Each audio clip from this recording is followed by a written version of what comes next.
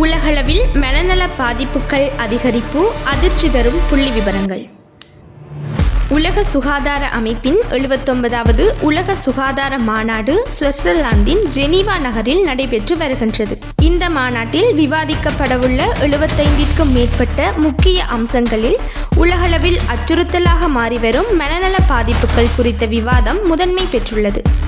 தற்போதைய நிலவரப்படி உலகளவில் சுமார் 1 பில்லியனுக்கும் அதிகமான மக்கள், அதாவது தோராயமாக 8 ஒருவர் ஏதேனும் ஒரு வகையான மனநல பாதிப்புடன் வாழ்ந்து வருவதாக உலக சுகாதார அமைப்பு எச்சரித்துள்ளது.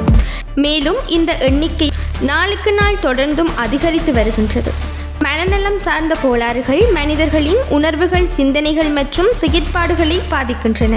மருத்துவ வல்லுநர்கள் இதனை பல்வேறு பிரிவுகளாக வகைப்படுத்தியுள்ளனர்.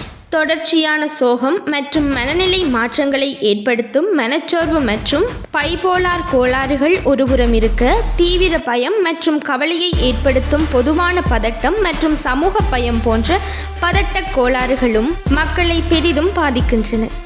மேலும் கற்பனையான மாயத்தோற்றங்களை ஏற்படுத்தும் சிசோப்ரினியா போன்ற மனச்சிதைவு நோய்களும், விபத்து அல்லது உயிருக்கு ஆபத்தான நிகழ்வுகளுக்கு பிறகு ஏற்படும் PTSD போன்ற அதிர்ச்சி சார்ந்த கோளாறுகளும் இதில் அடங்கும். இவ்வாறு பெரிய உலகளாவிய நெருக்கடி இருந்த போதிலும் மனநல மேம்பாட்டிற்காக அரசாங்கத்தின் நிதி ஒதுக்கீடு மிக குறைவாகவே உள்ளது. உலக நாடுகளின் ஒட்டுமொத்த சுகாதார பட்ஜெட்டில் வெறும் 2% மட்டுமே மனநலத்திற்காக செலவிடப்படுகின்றது. த லான்செட் மருத்துவ இதழின் ஆய்வின்படி, உலகளாவிய ஆய்வறிக்கையின்படி உலகளவில் ஆண்டுதோறும் சுமார் 7,40,000 தற்கொலைகள் பதிவாகின்றன. 15 தொடக்கம் 29 வயதிற்குட்பட்ட இளைஞர்களின் மரணத்திற்கு தற்கொலை 3வது முக்கிய காரணமாக உள்ளது. இளம்பெண்களின் மரணத்தில் இது 2வது பெரிய காரணமாகவும் இருக்கின்றது. உலகளவில் பெண்களின் தற்கொலை விகிதத்தோடு ஒப்பிடும்போது ஆண்களின் தற்கொலை விகிதம் 4 மடங்கு அதிகமாக உள்ளது. பொதுவாக பெண்கள் தங்களின் மனநல பாதிப்புகளை மனச்சோர்வு மற்றும் பதட்டம் மூலம் உள்முகமாக வெளிப்படுத்துகின்றனர். ஆனால் ஆண்கள் போதைப்பொருள் பயன்பாடு மற்றும் ஆளுமை கோளாறு மூலம் அதனை வெளிப்படுத்துவதாக ஆய்வுகள் கூறுகின்றன.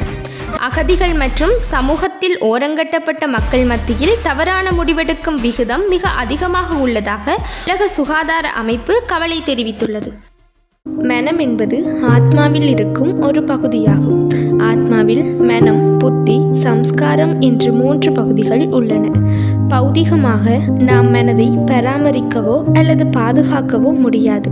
மனம் சரியான முறையில் பராமரிக்கப்படாவிட்டால் நமது வாழ்க்கை முறையற்றதாக ஆகிவிடும். நாம் மனதை நல்ல எண்ணங்களால் நிரப்பும் போது மன அமைதி கிடைக்கும். நல்ல எண்ணங்களால் நிரப்ப வேண்டுமானால் முதலில் நான் யார் என்பதை உணர வேண்டும். அதன் மூலம் இறைவன் யார் என்பதை இயல்பாகவே உணர ஆரம்பிப்பேன். என்னையும் உணர்ந்து இறைவனையும் உணரும் போது மனதிற்கு தேவையான வலிமை மற்றும் சக்திகளை இயல்பாகவே என்னால் பெறக்கூடியதாக இருக்கும். இவ்வாறு மனதிற்கு தேவையான சக்திகளை பெற்றுக்கொண்டால் எமது மனம் ஒருபோதும் குழப்பமடையவோ அல்லது பாதிக்கப்படவோ மாட்டாது.